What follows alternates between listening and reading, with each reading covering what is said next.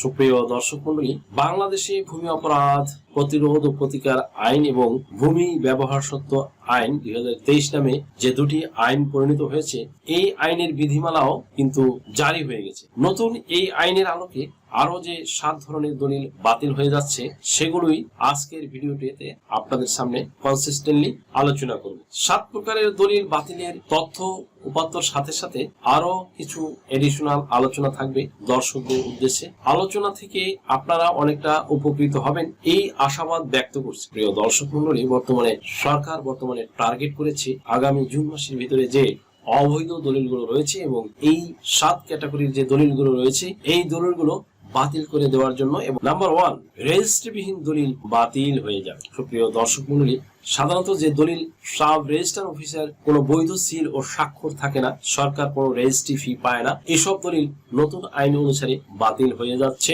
এই বিষয়টি আলোচনার পূর্বে অডিয়েন্সদের অনুরোধ করব ভালো মতো একটু খেয়াল করে শুনুন, কারণ এখন আমি আলোচনা করব রেজিস্ট্রিবিহীন দলিল রেজিস্ট্রি করার আগে কি কি করবেন, দলিলের ভিতরে কি কি উল্লেখ করবেন এবং কিভাবে উল্লেখ করবেন। ভিডিওটি দেখলে দলিলের রেজিস্ট্রেশন পদ্ধতি সম্পর্কে আপনাদের একটি ভালো ধারণা বা কনসেপ্ট হয়ে যাবে। সুপ্রিয় দর্শক মন্ডলী, দেখলে এবং শুনলে আপনি অনেক মূল্যবান বিষয়সমূহ জানতে বুঝতে পারবেন, গ্যারান্টি দিয়ে বলতে পারছি।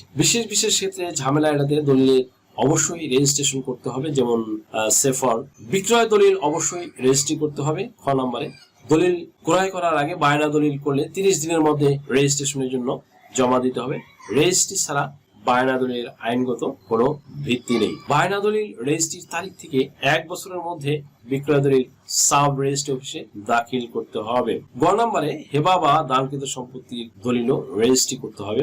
ঘ নম্বরে, বন্ধকৃত জমির দলিল রেজিস্ট্রি করতে হবে। অম নম্বরে, কোনো ভূমি সম্পত্তি মালিকের মৃত্যু হলে তার উত্তরাধিকারীদের মধ্যে তার রেখে যাওয়া সম্পত্তি বাটোয়ারা করা এবং ওই বাটোয়ারা বা আপোষ বন্টননামা রেজিস্ট্রি করতে হবে, নয়তো কিন্তু রেজিস্ট্রিবিহীন দলিল বাতিল হয়ে যাবে। সুপ্রিয় দর্শক মন্ডলী, বাংলাদেশের প্রচলিত আইন অনুসারে জমি রেজিস্ট্রেশন করতে যা লাগে সেগুলো অন্যতম হলো বিকৃত জমির পূর্ণ বিবরণ, দলিলে দাতা গ্রহীতার পিতামাতার নাম, পূর্ণ ঠিকানা এবং সাম্প্রতিক কালের পাসপোর্ট সাইজের রঙিন ছবি। যিনি জমি বিক্রয় করবেন তার নামের অবশ্যই উত্তরাধিকার ছাড়া নামজারি থাকতে হবে। দলিলে বিগত 25 বছরের মালিকানা সংক্রান্ত সংক্ষিপ্ত যে বিবরণ, কার কাছ থেকে কে ক্রয় করলো সেই বিবরণ লেখা থাকতে হবে। সম্পত্তির প্রকৃত মূল্য, সম্পত্তির 4 দিকের সীমানা বা চৌহদ্দি নকশা দলিলে থাকতে হবে। যিনি ক্রয় করেছিলেন তিনি ছাড়া অন্য কারো কাছে এই জমি বিক্রি করা হয়নি মর্মে হলফনামা থাকতে হবে। জমির পর্চাগুলোতে সিএস, এসএ, আরএস মালিকানার ধারাবাহিকতা, কার পরে কে মালিক ছিল থাকতে হবে এবং প্রয়োজন হলে বায়া দলিল সংযুক্ত করতে হবে। বাংলাদেশ রাষ্ট্রের প্রচলিত আইন অনুসারে রেজিস্ট্রি আইন ও সরকার কর্তৃক নির্ধারিত ফি নিয়ে একটু আলোচনা করা প্রয়োজন। সাধারণত দলিল রেজিস্ট্রি করা হয় রেজিস্ট্রেশন আইন, স্ট্যাম্প আইন, আয়কর আইন, অর্থ আইন ও রাজস্ব সংক্রান্ত বিধি এবং পরিপত্রের আলোকে। সব দলিলের রেজিস্ট্রি ফি সমান নয়। সরকার বিভিন্ন সময় সমসাময়িক বিবেচনা অনুযায়ী রেজিস্ট্রি ফি নির্ধারণ করে থাকে। কর দেওয়ার ও সুনির্দিষ্ট বিধান রয়েছে। ভ্যাট ও উৎসে কর সবসময় জমির বিক্রেতা প্রদান করবে। আয়কর আইন অনুসারে এই 2 ধরনের করের পরিমাণ বিক্রেতার আয়ের উপর নির্ভর করবে। এই কর বিক্রেতার নামে সরকারি কোষাগারে জমা দিতে হবে। উৎসে কর ও ভ্যাট ছাড়া অন্য সব ধরনের কর জমির ক্রেতাকেই পরিশোধ করতে হবে। আমি ইতিপূর্বে অনেক ভিডিওতে আপনাদের সতর্ক করার জন্য বলেছিলাম যে যাই হোক বা যাই করুন না কেন, নতুন ভূমি আইন প্রণীত হলে রেজিস্ট্রিবিহীন দলিলগুলো কিন্তু বাতিল হয়ে যাচ্ছে বা বাতিল হয়ে যাবে। তাই এখন কিন্তু সময় এসেছে আগামী রেজিস্ট্রিবিহীন দলিলগুলো বাতিল হয়ে যাবে। নাম্বার 2, জাল দলিল বা জাল খতিয়ান সৃষ্টি করলে সেটিও বাতিল বলে পরিগণিত হবে। অনেক সময় আমরা দেখতে পাই যে সাব রেজিস্ট্রি অফিস, ভূমি অফিসের গচ্ছিত দলিলগুলো আগুনে পড়ে যায়।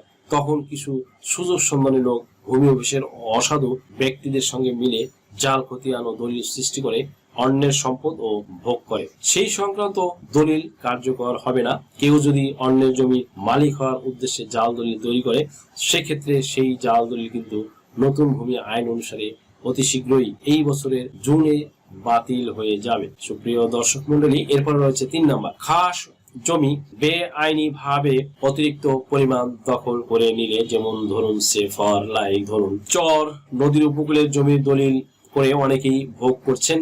এখন থেকে এসব খাস জমির জাল দলিল বাতিল হয়ে যাবে। আপনি কারো কাছ থেকে জমি ক্রয় করেছেন, কিন্তু সেই জমিতে তার যতটুকু অংশ সে পায় তার ওয়ারিশ সূত্রে অনুসারে তার অধিক যদি লিখে নিয়ে থাকে, তাহলে ওই ধরনের জমির দলিল কার্যকর হবে না।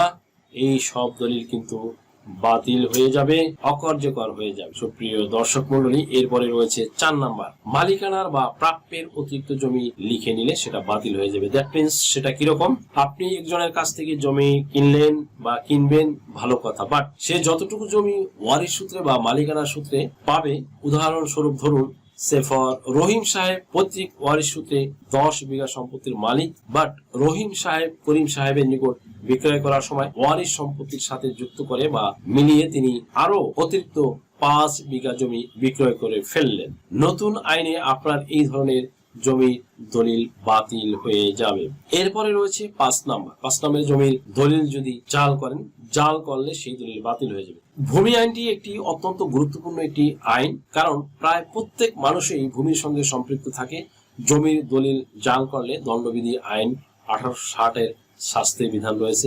নতুন পাশ হওয়া ভূমি অপরাধ প্রতিরোধ ও প্রতিকার আইনের নতুন করে শাস্তির বিধান সন্নিবেশিত করা হয়েছে। নতুন এই আইনেও কারাদণ্ডের বিধান রাখা হয়েছে। ভূমির জালিয়াতি, অবৈধ দখল, প্রতারণা ও অপরাধ দমন, পেশি শক্তি বা অস্ত্রের ব্যবহার রোধে নতুন ভূমি অপরাধ প্রতিরোধ ও প্রতিকার আইন শীর্ষক যে নতুন আইনটি হয়েছে এবং যার বিধিমালা অলরেডি জারি করেছে।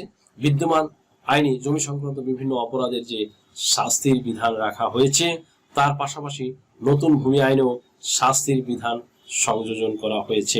নতুন আইনে যেসব বিষয়ে দেওয়ানি আদালতের এখতিয়ার, সেখানে নির্বাহী ম্যাজিস্ট্রেট দিয়ে পরিচালিত ভ্রাম্যমাণ আদালতকে আনা হয়েছে।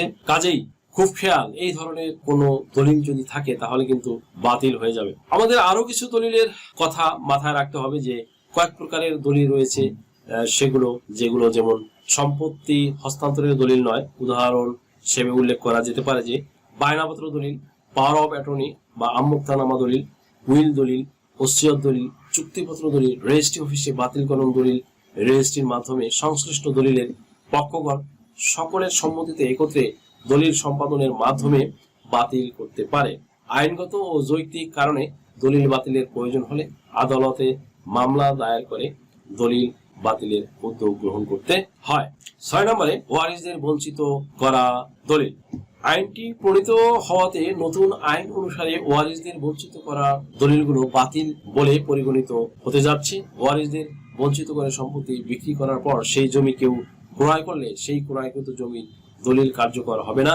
অনেক সময় অসুস্থ ব্যক্তিকে সুস্থ করতে যাওয়ার নাম করে বা চিকিৎসকের কাছে নিয়ে যাওয়ার কথা বলে অনেক সময় দেখা যায় যে একজন ছেলে বা একজন মেয়ে তার অন্য ভাই বোন তথা ওয়ারিশদেরকে ফাঁকি দিয়ে সে নিজের নামে হেবা করে নেয়। তাছাড়া অনেক ব্যক্তি আছে তারা অসুস্থ বা বুদ্ধি প্রতিবন্ধী কোনো পিতা মাতাকে তাদের ভুল বুঝিয়ে কোনো একজন ছেলে তার নিজের নামে ওই সম্পত্তি হেবা করে নেওয়ার সুযোগ নেই। অনেক ব্যক্তি আছে তারা ওই পিতা মাতাকে ব্যবহার করে নিজের নামে জমিটি তাদের ইমোশনালি ব্ল্যাকমেল করে এবং অতঃপর নিজের নামে জমিটা হেবা করে নেয়। এভাবে যারা জালিয়াতির মাধ্যমে বা প্রতারণার মাধ্যমে যারা হেবা দলিল করে নিয়েছে, এখন তাদেরকে সার্চিং দিয়ে বের করা হবে এবং চিহ্নিত করা হবে এবং তাদের যে জমিটা অর্থাৎ অন্য যে ওয়ারিশ যারা বঞ্চিত হয়েছিল, এখন তারা যদি হেবা দলিল বাতিলের জন্য বা হেবা দলিলের বিরুদ্ধে তারা যদি মামলা দায়ের করে, সেক্ষেত্রে তাদের এই মামলাটার বিষয়টি দ্রুত নিষ্পত্তি করার মাধ্যমে সিদ্ধান্ত নিতে বলা হয়েছে। Not only that but also সেখানে দেখা হবে যে সত্যি সেই সময় প্রতারণার মাধ্যমে বা আপনার জালিয়াতির মাধ্যমে হেবা দলিলটা হয়েছিল কিনা। যদি হেবা দলিল বাতিলের নির্দিষ্ট কন্ডিশন বা শর্তের ভিতরে ওই কন্ডিশন বা ওই দলিলটি পড়ে যায়, তাহলে দলিলটা বাতিল বলে বিবেচিত হবে এবং ওই দলিল অকার্যকর করে দেওয়া হবে এবং ওই দলিল বাতিল করে দিয়ে ওই সম্পত্তি তার সকল ওয়ারিশদের ভিতরে সুষ্ঠুভাবে বন্টনের ব্যবস্থা করে দেওয়া হবে। সুপ্রিয় দর্শক মণ্ডলী, সর্বশেষ এবং 7 নম্বর, প্রতারণার মাধ্যমে অর্জিত দলিল। এই আইনে বাদ যাবে না প্রতারণার মাধ্যমে অর্জিত দলিলগুলো। ভুল বুঝিয়ে প্রতারণা করে হেবা দলিল করে নিলে দলিল কার্যকর হবে না। নতুন আইন অনুসারে দলিল বাতিল হওয়ার পাশাপাশি বাতিল দলিলের মালিককে ফৌজদারি অপরাধ সংগঠনের জন্য আইনের আওতায় এনে শাস্তির ব্যবস্থা রাখা হয়েছে। শাস্তির মধ্যে রয়েছে 6 মাস থেকে শুরু করে 5 বছর পর্যন্ত কারাদণ্ড এবং 10,000 থেকে শুরু করে 10 লক্ষ টাকা পর্যন্ত অর্থদণ্ড। সুপ্রিয় দর্শক মন্ডলী, যদি ভিডিওটি আপনাদের সামান্যতম উপকার আসে তাহলে রিকোয়েস্ট করবো চ্যানেলটি লাইক, শেয়ার, কমেন্টস এবং সাবস্ক্রাইব করে পাশে থাকা বেল আইকনটি প্রেস করে দিন, যাতে পরবর্তী ভিডিওর নোটিফিকেশনটি খুব সহজেই পেয়ে যান।